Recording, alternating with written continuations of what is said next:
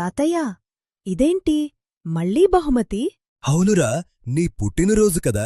బొమ్మలు బట్టలు ఎప్పుడూ ఇస్తారు, కాని ఈసారి ఇదేంటి? ఇది కూడా బహుమతేరా, కాని కొంచెం ప్రత్యేకమైనది. అవునా, ఎలా తాతయ్యా? అందుకే ఈసారి ఈ పాలసీ తెచ్చాన్రా, ఎల్ఐసి జీవన్ ఉత్సవ్. తాతయ్యా, ఈ కాగితం నా రేపటి కోసమా? అంటే ఏంటి తాతయ్యా? అంటే బొమ్మలు ఈరోజు సంతోషాన్ని ఇస్తాయి, కాని విరిగిపోతాయి.